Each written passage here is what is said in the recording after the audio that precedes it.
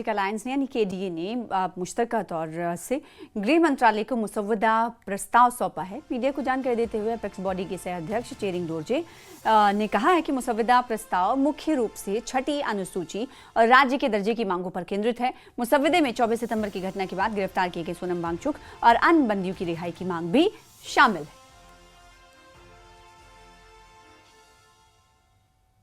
हम ये draft proposal Ladakh की डिमांड के बारे में मिनिस्ट्री ऑफ होम अफेयर्स को सबमिट करेंगे।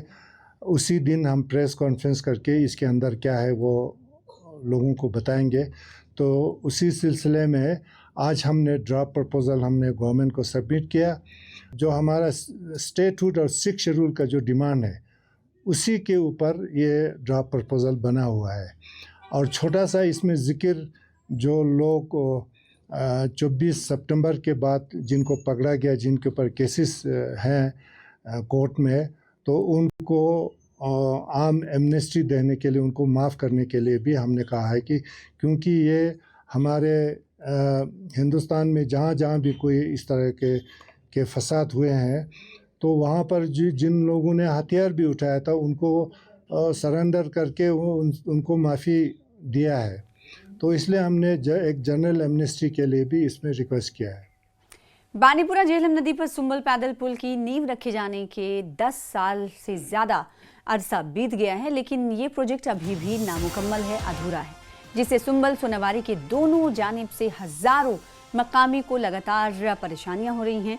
पुराने पुल में दरारें आ गई थी जिसकी वजह से उसे गैर महफूज करार दिया गया, जिसके बाद 2014 में इस पुल का फिर से काम शुरू किया गया, लेकिन तब से काम धीमी रफ्तार से चल रहा है और लंबे वक्त से इसे बंद रखा गया है। निस्बल, नानीनार, अशम, टेंगपुरा, सफापुरा और आसपास के इलाकों के लोगों का कहना है कि पैदल पुल के ना होने से रोजमर्रा की आमदोरफ्त में परेशानी होती है। खासकर जो तलबा तालिबात हैं, मरीज हैं और दफ्तर जाने वाले लोग हैं, लंबा चक्कर लगाने की मजबूर होना पड़ता है क्योंकि दूसरे रास्तों का इख्तियार किया जाता है उनकी जानिब से, जबकि कई लोग अभी भी झेलम नदी पार करने के लिए छोटी नावों पर मुनहसिर हैं, जो एक जोखिम भरा ऑप्शन है।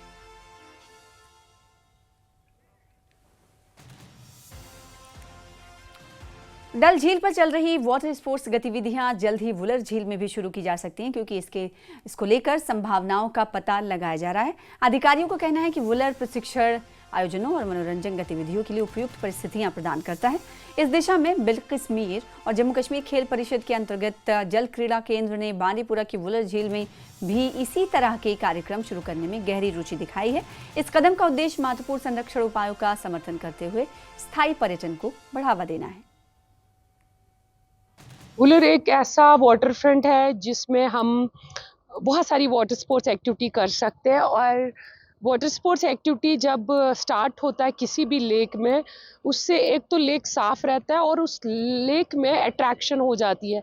तो अभी हमारा जो आज रैकी था यहाँ पर वुलर का, हमारा यही कोशिश रहेगा कि हम वाटर स्पोर्ट्स एक्टिविटीज़ जैसे आपने श्रीनगर में किया उसी तरह से हम यहाँ पर स्टेट लेवल और फिर नेशनल लेवल कॉम्पिटिशन्स कंडक्ट करें, क्योंकि मुझे लगता है कि वुलर में अगर मेन अट्रैक्शन बनेगी तो वो कयाक कैनो, रोइंग जैसे इवेंट्स ही बन सकते हैं। इज़ एक्सीलेंट, और मुझे लगता है इससे सिर्फ स्पोर्ट्स प्रमोशन नहीं रहेगी, इससे tourism promotion as well as जो हमारा नारा है सेव वुलर, वो उससे हमारा जो वाटर स्पोर्ट्स एक्टिविटीज़ होंगे, बिकॉज जब पैडल बेसिस स्पोर्ट्स इस लेक में होगा, जो पानी में मूवमेंट रहेगा, तो उससे ऑटोमेटिकली जो वाटर फ्रंट है वो साफ रहेगा।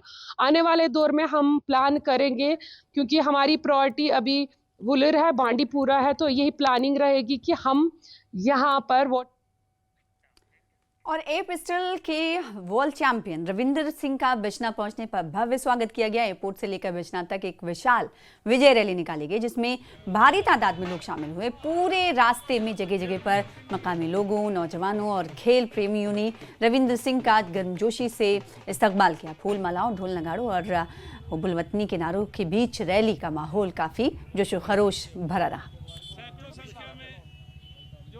पूर्व एमएल सर को धन्यवाद देता हूं, और जो सभी मेरे गांव वासी, मेरे विश्नावासी, जम्मू वासी जिन्होंने इतना ग्रेट वेलकम किया है। मुझे नहीं लगता आज तक ऐसा वेलकम किसी का क्यों हुआ होगा। तो मैं बहुत ही खुश हूँ, मेरा इतना ग्रैंड वेलकम किया, तो मैं बहुत खुश हूँ। और ये क्रेडिट जो है वर्ल्ड चैम्पियन का, ये क्रेडिट मैं देना चाहता हूँ पूरे को। जैसे मेरा गांव है, मेरा बिश्ना है, मेरा जम्मू है, मेरी वन जैक्रिफ है, मेरा एमयू है, मेरे कोचेस हैं, मेरी फैमिली है, सबको मैं क्रेडिट देना चाहता हूँ। क्योंकि आप मतलब बंदे बोलते हैं कि मैं खुद किया, मैंने ये किया, जब तक पीछे सपोर्ट ना हो तब तक बंदा आगे नहीं बढ़ सकता। फौज की राणा बटालियन ने सयाहत को बढ़ावा देने और इलाके की तहजीबी विरासत को उजागर करने के लिए बांडीपुरा की गुरेज घाटी में जो लाइन ऑफ कंट्रोल है उसके पास जश्न बख्तूर का इनेकाद किया। प्रोग्राम में भारी तादाद में मकामी लोगों ने हिस्सा लिया। इस प्रोग्राम में रिवायती गुरेजी तहजीब और साथ ही साथ प्रस्तुतियों की एक श्रृंखला प्रस्तुत की गई और कलाकारों ने लोक संगीत, नृत्य और अन्य प्रस्तुतियां दी जो घाटी के अनूठे इतिहास और जीवन शैली को दर्शाती थी। और टूरिज्म प्रमोट होगा।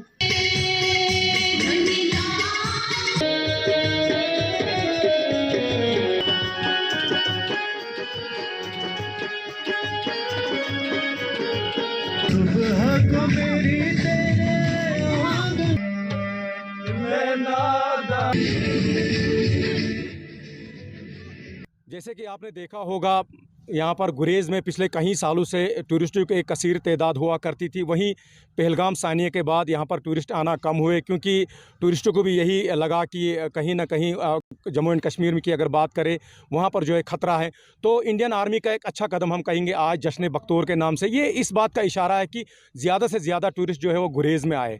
तो टूरिज़्म को जो है प्रमोट करने के लिए इंडियन आर्मी ने एक अच्छा कदम उठाया, जिसके लिए यहाँ की युवा, यहाँ की जनता काफ़ी खुश है। वहीं इसी ग्राउंड में, बख्तूर ग्राउंड में पिछले कई सालों से टूरिस्टों की एक कसीर तादाद हुआ करती थी। वहीं पहलगाम सानिया के बाद यहाँ पर कहीं ना कहीं टूरिस्ट आना बंद हुए। इंडियन आर्मी ने ये एक इशारा दिया है इस जश्न बख्तूर से कि यहाँ पर ज़्यादा से ज़्यादा टूरिस्ट एक बार फिर आ सकते हैं। शामिल हुए थे और यहाँ की आवाम काफ़ी खुश हुई इस इक़्तिदाम से कि इंडियन आर्मी हर वक्त, हर घड़ी यहाँ की आवाम को एक नई राह दिखाने की कोशिश कर रहे हैं और यहाँ की तरक्की के लिए दिन ब दिन आगे बढ़ती रहती है। और हम यही आशा करते हैं कि आने वाले वक्त में भी ऐसे इवेंट्स प्रोग्राम हमें देखने को मिले, जिससे यहाँ की तरक्की और यहाँ के युवाओं को एक अच्छा प्लेटफॉर्म मिले। इसी के साथ आज के लिए जम्मू कश्मीर के हवाले से इस बुलेटिन में इतना ही। मुझे दीजिए इजाज़त। आदाब।